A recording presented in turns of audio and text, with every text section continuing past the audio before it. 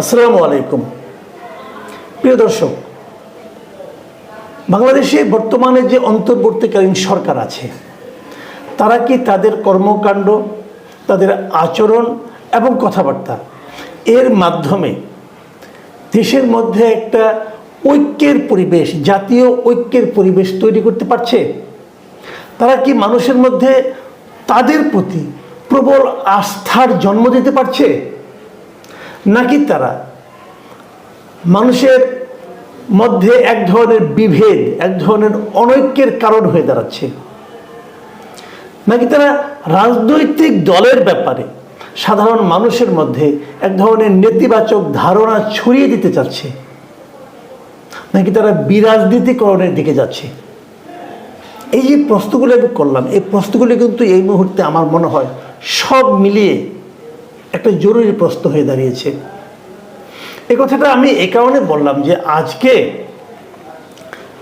এই অন্তর্বর্তীকালীন সরকারের ডাক, টেলিযোগাযোগ ও তথ্য প্রযুক্তি মন্ত্রণালয়ের যিনি উপদেষ্টা মিস্টার নাহিদ ইসলাম, তিনি আজকে ব্রিটিশ গ্লোবাল পার্টনার্স গভর্নেন্স এর প্রতিনিধি দলের সঙ্গে সাক্ষাৎ করেছেন। এই সাক্ষাতের পরে উনি ওনাদেরকে কিছু কথাবার্তা বলেছেন। কি বলেছেন না বলেছেন সেটার ব্যাপারে ওনার এই মন্ত্রণালয়ের পক্ষ থেকে একটা সংবাদ বিজ্ঞপ্তি পাঠানো হয়েছে বিভিন্ন মিডিয়াতে। সেই সংবাদ বিজ্ঞপ্তিতে উনি কি বলেছেন, মানে যে কথাগুলি বলা হয়েছে, উনি বলেছেন বলে যে কথাগুলি বলা হয়েছে, সেটা আপনাদের আমি স্পষ্টভাবে পড়ে শোনাতে চাই। কারণ উনি কথাগুলি যেগুলো বলেছেন আমার কাছে মনে হয়েছে যে এটা উনি হয় বুঝে বলেছেন কিনা আমি জানি না, তবে কথাগুলির ওজন অনেক বেশি এবং আমার কাছে কিছু কিছু ক্ষেত্রে আপত্তিকর মনে হয়েছে। তিনি বলেছেন, রাজনৈতিক দলগুলো চাচ্ছে তাদের অধীনে সংস্কার হোক, তাই তারা বর্তমান অন্তর্বর্তী সরকারকে ব্যর্থ প্রমাণ করার চেষ্টা করছে। তারা সংস্কারের পরিবর্তে নির্বাচনকে বেশি প্রাধান্য দিচ্ছে। আরো অনেক কথা আছে, আমি এই তিনটা বাক্যকে নিচ্ছি। আমি তিনটা বাক্য নিয়ে কথা বলতে চাই। প্রথম বাক্যটা, রাজনৈতিক দলগুলো চাচ্ছে তাদের অধীনে সংস্কার হোক। এই চাওয়াতে অন্যায় কোথায়? জনাব নাহিদ ইসলামকে আমি প্রশ্ন করতে চাই, এই চাওয়াতে অন্যায় কোথায়? তারা তো চাইতেই পারে। আলটিমেটলি এই দেশ চালাবে কোনো না কোনো রাজনৈতিক শক্তি, রাজনৈতিক দল অথবা রাজনৈতিক একাধিক দলের সমন্বয়ে দেশটা চলবে। তো তারা জানতে চাইতে পারে না, অথবা তারা আগ্রহ প্রকাশ করতে পারে না যে সংস্কারটা তারা করবে? আচ্ছা, আপনার কথা মানলাম, তাদের করার দরকার নেই, তাহলে কারা করবে? আপনার সরকার করবে। ওকে, তাও মানলাম আপনার সরকার করবে। আপনার সরকার তো সংস্কার কর্মকাণ্ড শুরু করেছেন। আপনারা যে সংস্কারের জন্য যে কমিশন গঠন করেছেন, যে সমস্ত লোকদের নিয়ে কমিশন গঠন করেছেন, তারা কি বিতর্কের ঊর্ধ্বে? তারা কি যোগ্যতার বিচারে আপনি মার্ক? কয়জন লোককে চেনেন আপনি? এই দেশের কয়জন লোককে চেনেন আপনি? আপনার বয়স কত হয়েছে ভাই? আপনার অভিজ্ঞতা কি হয়েছে? অত দূর যাওয়ার দরকার নেই। আপনি তথ্য মন্ত্রণালয়ের দায়িত্বে আছেন, আপনাকে আমি প্রশ্ন করি। আমি নিজে তথ্য মন্ত্রণালয়ের দায়িত্বে নাই, কিন্তু তথ্য মন্ত্রণালয় যে বিষয়গুলি দেখে মিডিয়া, সেই মিডিয়ার আমার অবস্থান 35 বছর। আপনি যাদের নিয়ে মিডিয়া সংস্কার কমিটি করেছেন, এটা কিন্তু আমি কোনো গুরুত্বই দিই না। আমার কাছে এটা আপনার মনে হয় না। আমার কাছে তো একেবারে আপনার মনে হয় না। এখানে একজন বা দুজন ছাড়া আর কাউকে তো আমি মিডিয়া ব্যক্তিত্বই মনে করি না। আপনি কি করবেন? মিডিয়া সম্পর্কে জনাব নাহিদ ইসলাম, আপনি আমার চেয়ে বেশি বুঝেন না, এটা বলে লাভ নাই। এই মিডিয়াতে নাড়াচাড়া করতে করতে চুল পাকাইছি ভাই। আপনি মন্ত্রী হয়ে গেছেন, আপনি এটার দণ্ডমুণ্ডের কর্তা হয়ে গেছেন, আপনি বুঝেন না। আপনি দেশের মানুষের পালসই বুঝেন না। আপনি বলে দিচ্ছেন রাজনৈতিক দলগুলো তাদের অধীনে সংস্কার হোক, এটা চাওয়া, এই চাওয়াটা অন্যায় না, এটা স্বাভাবিক চাওয়া। তাদের সঙ্গে আলাপ করছেন এই কমিটি গঠন করার সময়? আপনারা যে সংস্কার কমিটি গঠন করেছেন, আপনারা কি পলিটিক্যাল পার্টিগুলোর সঙ্গে আলাপ করেছেন যে আমি এই লোকগুলিকে নিয়ে এই লোকগুলিকে নিয়ে সংস্কার কমিটি করতে চাই? করেন নাই। আপনারা নিজেদের মতো করে করছেন। আপনারা কারা? কতিপয় এনজিওর লোকজন নিয়ে এসে বসছেন। এনজিওর লোকরা দেশের কিভাবে চলবে ঠিক করে দিবে? বাংলাদেশে যারা এনজিও করে আমি মুখস্থ বলতে পারি, তবে 90% লোক করাপ্ট। এই কারণে করাপ্ট। বাংলাদেশে এনজিও সিস্টেমটা এইভাবে তৈরি হয়েছে যে এনজিওতে কাজ করলে তাদের সমস্ত ফান্ড আনতে হয় এনজিও ব্যুরো থেকে।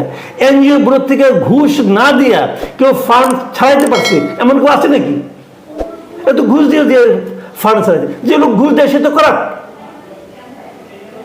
তাহলে কি ভাই? আচ্ছা, তারপর আপনি কি বলছেন? আরো ভয়ঙ্কর অভিযোগ যে এই রাজনৈতিক দলগুলো অন্তর্বর্তী সরকারকে ব্যর্থ প্রমাণ করার চেষ্টা করছে। এই কথাটা আপনি কি করে বললেন? বাংলাদেশের রাজনৈতিক দল কয়টা রে ভাই? যত দল আছে সবাই মিলে আপনাদের ব্যর্থ করার চেষ্টা করছে, এটা আপনি বলতে পারলেন? সবাই ভুল, সবাই খারাপ, আর আপনি সব দরবেশ। এটা হইল রে ভাই? কি কথা বলেন? কিভাবে আপনি বললেন সবাই ব্যর্থ প্রমাণ করার চেষ্টা করে? শুনেন, একটা কথা বলি, বাংলাদেশের সব রাজনৈতিক দল দরকার নাই। 3টা রাজনৈতিক দল যদি বলে যে অন্তর্বর্তীকালীন সরকারকে মানি না, 3 দিন ক্ষমতায় থাকতে পারবেন না, 3 দিন পারবেন না। আপনারা ক্ষমতায় টিকে আছেন রাজনৈতিক দলগুলোর নিঃশর্ত সমর্থনের কারণে। এটা মাথায় রাখেন ভাই। আরামে আরামে মন্ত্রী হয়ে গেছেন তো বুঝেন না এগুলো এত সহজে। দুনিয়াটা এত সহজ না।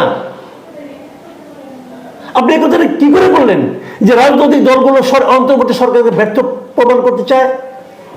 এটা আপনি কি করে বলেন ভাই? আপনি কি বলছেন তারা সংস্কারের পরিবর্তে নির্বাচনকে বেশি প্রাধান্য দিচ্ছে? যদি দেয়, অন্যায়টা কোথায়? কারণ সংস্কার তো আপনি করতে পারবেন না। আপনি যে সমস্ত লোকদের নিয়ে সংস্কার করার চেষ্টা করতেছেন, দে আর নট ক্যাপাবল। তাদের দিয়ে আপনি সংস্কার করতে পারবেন না মিস্টার নাহিদ ইসলাম। কাজেই আমি যদি বলি, এই রাজনৈতিক দলগুলি যদি বলে সংস্কারের নামে আপনারা সময় ক্ষেপণ করতেছেন, কালক্ষেপণ করতেছেন, মানুষের ধৈর্যের পরীক্ষা নিচ্ছেন আপনারা, তাহলে এটা ভুল বলা হবে না। কাদের নিয়ে উপদেষ্টা পরিষদ করা হয়েছে? এটা এই উপদেষ্টা পরিষদের সবাই কি ক্যাপাবল? শুনেন, আপনাদের লক্ষ্য ছিল দুটো। আমি বলি দুটো প্রকাশ্য এবং একটা অপ্রকাশ্য।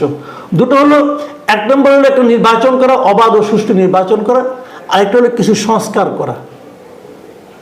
আর 3 নম্বর যেটা অপ্রকাশ্য, সেটা হলো গিয়ে যতদিন এই কাজটা করতে সময় লাগবে ততদিনে আপনার দেশটা চালাবেন। সবাই ভেবেছিল এই 3 নম্বরটা বোধহয় অটো হয়ে যাবে, কারণ আপনারা যখন যাবেন তখন দুর্নীতি কমবে, দুর্নীতি হবে না, এই জন্য হয়তো এটা খুব স্মুথলি চলবে। কিন্তু সেটা কি পেরেছেন? আপনি তো বাজার ঠিক করতে পারেন নাই, দ্রব্যমূল্য ঠিক করতে পারেন নাই, মানুষের হাহাকার, দ্রব্যমূল্যের মানুষের যে নাভিশ্বাস, এইটা আপনারা থামাতে পারেন নাই। একজনকে বাণিজ্য মন্ত্রী বানানো হয়েছে, সে আসার পরে সোয়াবিন তেলের দাম 1 লাফে 8 টাকা বাড়ছে। আগের দিন পর্যন্ত সোয়াবিন তেল নাই বাজারে, একদম নাই, সংকট। যে 8 টাকা বাড়ালো সঙ্গে সঙ্গে সোয়াবিন তেল বাজারে চলে আসলো। এটাকে সিন্ডিকেট বলা হয়। এই সিন্ডিকেটের পক্ষের লোকটা বাণিজ্য মন্ত্রী বানিয়েছেন আপনারা। যে লোকটা বাণিজ্য মন্ত্রী হয়েছে, আপনি বলেন যাদেরকে সিন্ডিকেট বলা হয়, যে 7টা 8টা কোম্পানিকে সিন্ডিকেট বলা হয়, ওরা যারা তেল আমদানি করে, তেল রিফাইন করে, তারা যে সিন্ডিকেট হয়, এই বাণিজ্য মন্ত্রীর সঙ্গে প্রত্যেকটা লোকের, এই প্রত্যেকটা কোম্পানির মালিকের যে সম্পর্ক, ততটা তার 100 ভাগের 1 ভাগ সম্পর্ক কি জনগণের আছে? কিন্তু জনবিচ্ছিন্ন একজন লোককে আপনি বানাইছেন। আপনারা তো পারেন না, আপনার লোকই নির্বাচন করতে পারেন না যে কোন লোকটা যোগ্য আর কোন লোকটা অযোগ্য। দোষ চাপাচ্ছেন অন্যের উপর। এটা দুনিয়ার নিয়ম, আমরা ছোটবেলা থেকে দেখে আসছি। যখন না পারে না তখন অন্যের উপর দোষ চালায়। ওই যে পুরোটা একটা কথা আছে না, নাচতে না জানলে উঠোন বাঁকা। উঠান সমানই আছে, উঠান বাঁকা না, নাচতে পারতেছেন না। এই দায়টা আপনাকে মানতে হবে। যখন এটা না মানবেন তখন এরকম এর উপরে দোষ দিবেন, তার উপরে দোষ দিবেন। আপনাদের ব্যর্থ প্রমাণ করার জন্য রাজনৈতিক দলগুলো দরকার নাই, আপনারা নিজেরাই যথেষ্ট। আপনারা নিজেরাই অলরেডি প্রমাণ করছেন জনগণের কাছে যে আপনারা কতটা ব্যর্থ। অনেককে বলতে শুনেছি, এর মধ্যে বলছে যে তার দেখা, আমারও বলি, আমিও বলি, এত ব্যর্থ সরকার আমি আর দেখি নাই। প্রিয় দর্শক, আমি জানি না আপনার আমাদের কথাগুলো, আমি হয়তো একটু আবেগপ্রবণ হয়ে গেছি, কিন্তু আমার কাছে এগুলো খুবই খারাপ লাগে যখন নাকি নিজের দায়কে অন্যের উপর চাপাতে চায়। প্রিয় দর্শক, এখন এ পর্যন্তই। আল্লাহ হাফেজ।